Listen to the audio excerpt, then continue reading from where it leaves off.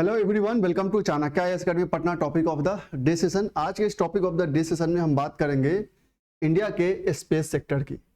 Recently NSIL जो कि department of space का एक कमर्शियल आर्म है, उन्होंने प्राइवेट सेक्टर्स को अलाउ किया है, प्राइवेट सेक्टर से कहा है कि आइए और आप जो LMV-3 व्हीकल है, लार्जेस्ट लॉन्च व्हीकल है, उसे मैन्युफैक्चर करें।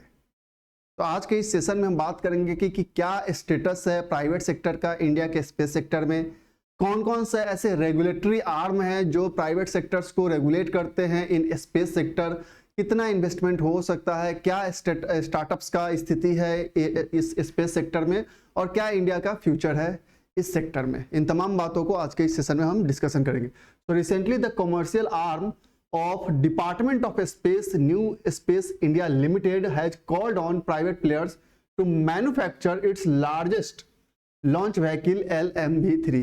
और ये जो लॉन्च व्हीकल है वो सेम लॉन्च व्हीकल है which carried Chandrayaan 2 and Chandrayaan 3 to the moon, and it will also be utilized for the Gaganyaan mission, India's first human space flight mission के लिए ये किया जाएगा। तो बेसिकली अगर हम कहें जो प्राइवेट सेक्टर का पार्टिसिपेशन है इन इंडियाज स्पेस सेक्टर, हालांकि बहुत कह सकते हैं कि एक डिकेड से ये चलते आ रहा है, लेकिन स्टिल अभी भी उस लेवल पे, उस पैमाने पे इतना अधिक नहीं हो पाया है जितना एक एक्सपेक्टेशन है। अब हम बात करते हैं opening up of India's space sector for private players. So the department of space जो है that desires to encourage participation of private companies in space activities, and this is to enhance the diffusion of space technology and boost the space economy from current 8 billion to almost 100 billion by 2040 within the country। तो basically main intention क्या है कि main intention ये है कि जो private अभी भी पार्टिसिपेशन है लेकिन इसे बूस्ट किया जाए, इनके डायमेंशन को बढ़ाया जाए और अधिक से अधिक प्राइवेट जो कह सकते हैं जो स्टार्टअप्स है वो स्पेस सेक्टर में लाया जाए, ताकि जो स्पेस इकोनॉमी है उसे बूम किया जाए। एट प्रेजेंट जो 8% है, ऑलमोस्ट कह सकते हैं कि 8 बिलियन है, वो उसे 100 बिलियन किया जा सके बाय 2040, ताकि स्पेस इकोनॉमी को भी एक कह सकते हैं कि बड़े स्तर पर ले जाया जा सके। As a result, startups began to take root in India in the early 2010, with the first space startup Dhruv Space Private Limited being established in 2012 in Hyderabad, and after that, number of startups came in this sector like Bellatrix Aerospace 2015, Manastu Space 2017, Skyboot Aerospace 2018 etc। ये ऐसे कुछ प्रमुख startup है जो space sector में काम करते हैं। हालांकि अभी भी ये कुछ पार्ट्स वगैरह डेवलप करने में लगे हुए हैं, लेकिन अब क्या है, NSIL का क्या मेन इंटेंशन है कि अब पूरा का पूरा वो लॉन्च व्हीकल्स को डेवलप करें। As of date, over 200 space startups are registered in the country, attracting investment worth 1,000 crore in 2023 itself. Most of these companies are involved in designing, manufacturing satellites, launch vehicles, etc., and offer launch service using ISRO PSLV, GSLV और private launch vehicles। कि most of the जो companies है, और आज के date में अगर हम बात करते हैं तो ऑलमोस्ट 200 स्टार्टअप कंपनीज है जो कि स्पेस सेक्टर में है और जिन्होंने 2023 में सिर्फ लगभग 1,000 करोड़ का इन्वेस्टमेंट अट्रैक्ट किया है। आफ्टर दैट हम बात करते हैं सबसे पहले अब कौन कौन से ऐसे रेगुलेटरी अथॉरिटीज हैं जो इस प्राइवेट सेक्टर को रेगुलेट करते हैं इन space economy.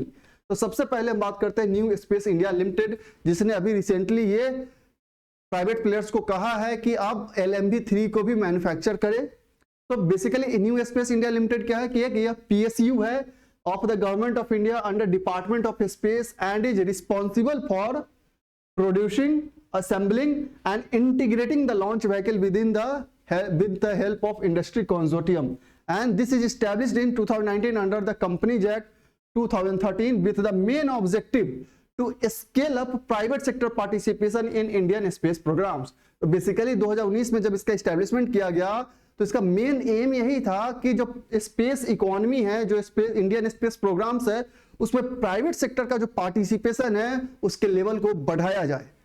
In 2022, agency called for complete manufacturing of its workhorse power polar satellite launch vehicle PSLV, जिसे इसरो का वर्कहॉर्स कहा जाता है, and a consortium of HAL and L&T has been selected to manufacture 5 PSLV with the first flight of privately manufactured vehicle likely this year. और उसके बाद से लगभग 5 PSLV का जो कह सकते हैं वो कॉन्ट्रैक्ट साइन किया गया।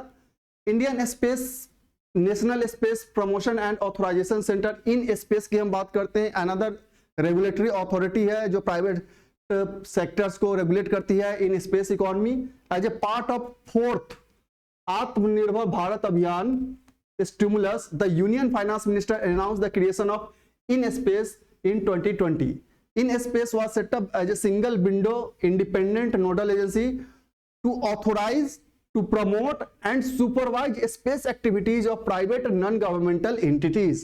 तो इसका मेजर इंटेंशन क्या था कि जितने भी प्राइवेट प्लेयर्स है उनका ऑथोराइजेशन, उनका प्रमोशन, उनको सुपरवाइजन का ड्यूटी जो है, सुपरविजन का जो ड्यूटी है इस इन स्पेस के रिस्पॉन्सिबिलिटी थी। Since it's establishment in space has signed 45 memorandum of understanding with NEGS to support them in space activities।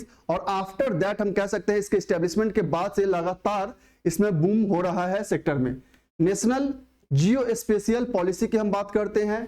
In 2021 centre issue guidelines for private companies to acquire all geo spatial data and maps from the government agencies without licences and building on these guidelines, the center also unveiled the national geospatial policy in 2022 and the policy promotes private sector participation in collection of geospatial data, ताकि उनके पास data रहेगा तो वो और अधिक से अधिक वो इजिली इफिशिएंट वे में वर्क कर सकते हैं।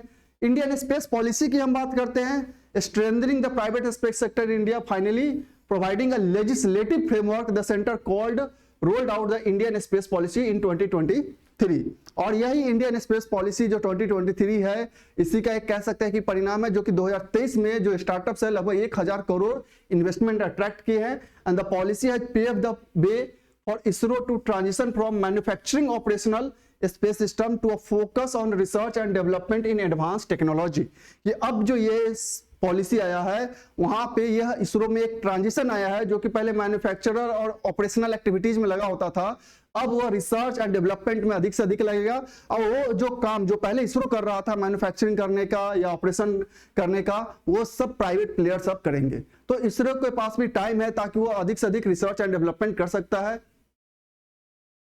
Amended FDI policy in 2024, Center amended FDI policy allowing up to 74% FDI for satellite manufacturing and operation, up to 49% FDI for launch vehicles, space sports and associated systems, and 100% FDI to manufacture components and systems, subsystems for satellites, ground and user segments। तो FDI में change लाने से भी ये बहुत अधिक कह सकते हैं कि इन्वेस्टमेंट का एक मेजर अट्रैक्शन बन गया है स्पेस सेक्टर, जिसमें आप देख सकते हैं 74%, 49% and 100% different segments of space sector में FDI को अलाउ किया गया है। अब हम बात करते हैं NSIL calling private players to manufacture LMB। तो सबसे पहले LMB के बारे में बात कर लेते हो। तो बेसिकली ये क्या है, ये जो LMB है वो प्रीवियसली जो GSLV Mk3 था वही है ये, and is the new heavy lift launch vehicle of ISRO for achieving a 4000 kg spacecraft launching capability to GTO, geosynchronous transfer orbit, in a cost effective manner। LMB-3 is a 3-stage launch vehicle consisting of 2 solid propellants, 200 straps on and a core stage comprising of L100 liquid stage and C25 cryogenic stage। तो basically क्या है, ये एक heavy launch vehicle है और जिसमें ये 3 stage launch vehicle LMB-3 है। अब हम बात करते हैं कि the commercial capability of LMB-3 की, क्या इसका कमर्शियल कैपेबिलिटी है। तो सबसे पहले अगर हम कमर्शियल कैपेबिलिटी की बात करते हैं तो it was first demonstrated when it was used to deploy multiple satellite in low earth orbit की जो लियो है, जिसे लो अर्थ ऑर्बिट कहते हैं, उसमें मल्टीपल सैटेलाइट्स को ये डिप्लॉय कर रहा था। 2 batches of 36 satellites each were launched using the vehicle in 2022-2023 commercially for internet provider OneWeb, and not only did the vehicle deploy multiple satellites for the first time, it did so in different orbit during the mission। so इससे इसकी commercial जो viability है वो जांचा गया और ये इस पैमाने पे पूरा खड़ा साबित हुआ। एंड आफ्टर दैट हम बात करें कि why NSIL looking towards private player, कि क्यों NSIL प्राइवेट प्लेयर्स के ओर देख रहा है, क्यों उन्हें इन्वेस्टमेंट करने के लिए, मैन्युफैक्चर करने के लिए प्रेशराइज कर रहा है. So basically NSIL recognizes that there is a growing demand for launching heavier communication satellite as well as other satellites to LEO, and this is in line with the government policy vision to increase participation of private players, making them capable of manufacturing complete launch vehicle instead of remaining mere producer of parts. कि जो government का जो policy है, space policy 2023 में भी है कि अब प्राइवेट प्लेयर्स को और अधिक से अधिक पार्टिसिपेशन कराया जाए स्पेस सेक्टर में, और जो कहीं ना कहीं अभी तक सिर्फ कुछ पार्ट्स डेवलप कर रहे थे, अब कंप्लीट लॉन्च व्हीकल डेवलप करवाया जाए उनसे. How will NSIL hand over project to private players, कैसे हैंड ओवर करेगा? तो basically NSIL will conduct a 2-stage bidding process and shortlist multiple technically qualified manufacturers and then select one company based on their financial competitiveness. कि पहले bidding process होगा, 2-stage bidding process होगा, उसके through वो company को select किया जाएगा. तो बेसिकली यही था कि NSIL जो है वो अब प्राइवेट प्लेयर्स को और अधिक चाहता है कि स्पेस सेक्टर में इन्वेस्ट करे. जो अभी तक सिर्फ कुछ पार्ट्स वगैरह डेवलप कर रहे थे, अब पूरे लॉन्च व्हीकल डेवलप करने के लिए, मैन्युफैक्चर करने के लिए उन्हें कॉल कर रहा है कि आइए और अधिक से अधिक इसमें कह सकते हैं इन्वेस्टमेंट कीजिए, ताकि जो प्राइवेट प्लेयर्स है वो इन जो स्पेस सेक्टर है उसमें और अधिक से अधिक स्टार्टअप्स को डेवलप कर सके. सो यही न्यूज में था जो जिसे NSIL के रिगार्डिंग था ये. So that's all for today. Thank you.